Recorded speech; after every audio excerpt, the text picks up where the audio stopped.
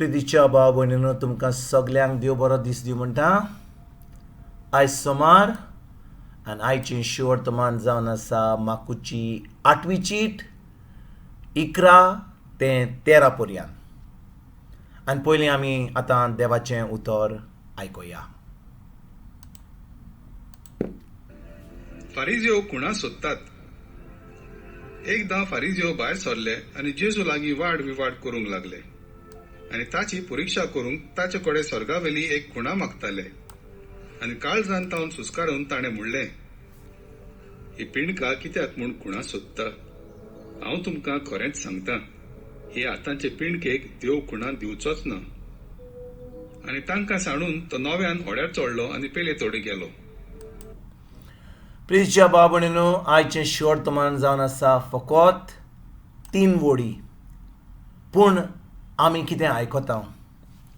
फारिजियो जेजू कडेन येतात आनी जेजूक म्हणटात, एक खुणा दाखय आमकां.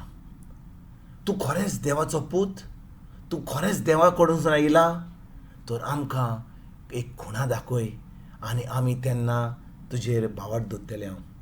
आनी भाव भयणीनो, जेन्ना हे फारिजियो जे जेजूचेर आड आसले, ते जे जेजू कितें शिकयतालो ताचेर ते सदांच आड आसले. कित्याक तांच्या मनान तांच्या काळजान जें ते जाणून आसले ते समजताले की तेंच सारकें म्हणून, तेंच सत म्हणून.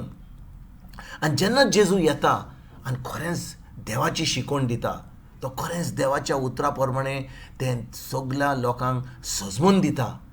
हे फारिजियो जेजूचेर आड असतात, ते जेजू काबार करूंक सोदतात. आनी भाव भयणीनो, आयज जेन्ना हे शिवर्त म्हयने आमी आयकता तेन्ना हे फारिजियो जेजू कडेन येतात आनी म्हणटात, एक खुणा आमकां दाखय की खरेंच तूं देवाचो पूत म्हणून, खरेंच तूं देवा कडसून आयला म्हणून. आनी जेजू कितें म्हणटा? ही पिणकां कित्याक म्हणून खुणा सोदतात? हांव तुमकां खरेंच सांगतां, ही आतांची पिणकेक देव खुणा दिवचो ना. हे आतांचे पिणकेक देव खुणा दिवचो ना. भाव भयणीनो, आयज आमी 2000 वर्सां जावन जेजू ह्या संवसारान येवन आमचे पासत खुर्सार मरोन पोत्तून स्वर्गार गेला आनी बापाच्या उजव्याक बसला.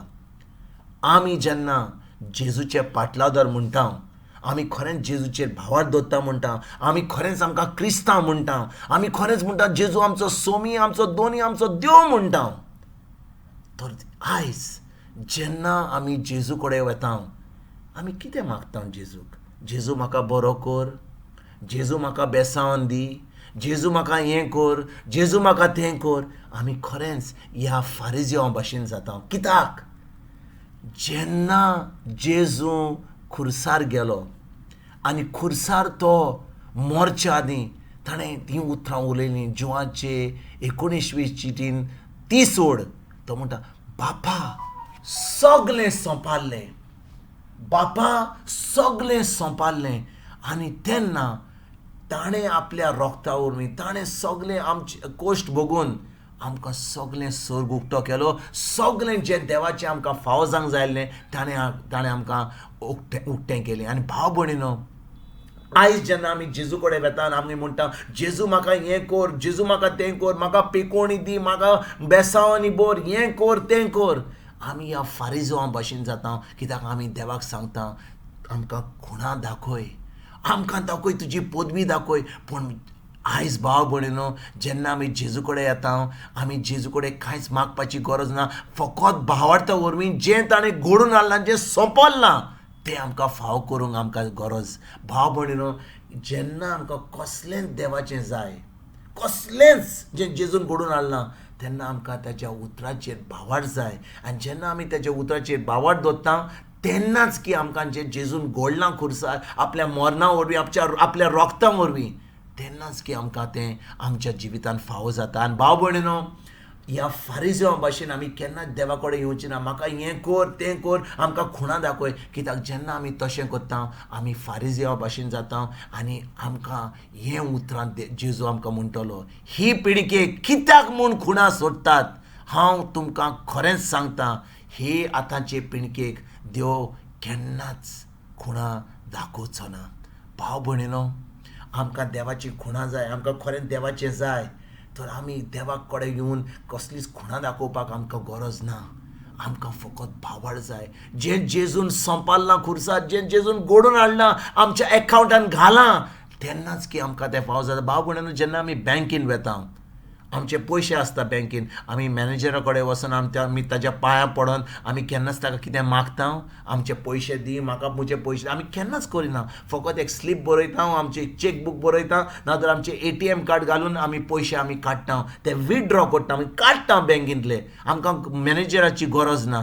तेच भाशेन जेन्ना जेजून आमकां सगळें संपालना, आपल्या रोगता वरवीं सगळें घडोवन हाडलां, आमकां फकत ते आमच्या एकावंटान, आमच्या ताब्यान ऑलरेडी आसा म्हणून आमी फकत भावार्था वरवीं ते आमकां आपणायता.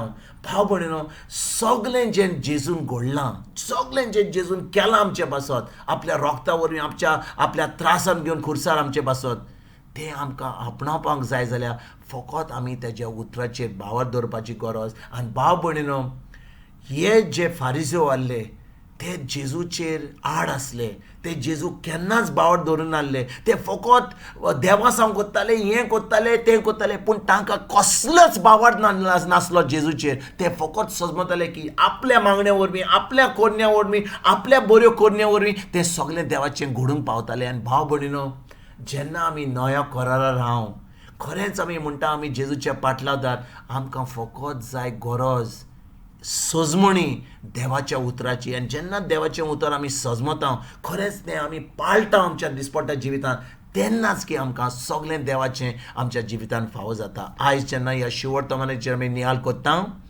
खरेंच हें देवाचें उतर आमच्या काळजान रिगून तें आमी पाळून दिसपट्ट्या जिवितांत सगळें जें जेजून घडलां तें आमी फावो जावपाक हेंच आमी फुडें सरोया.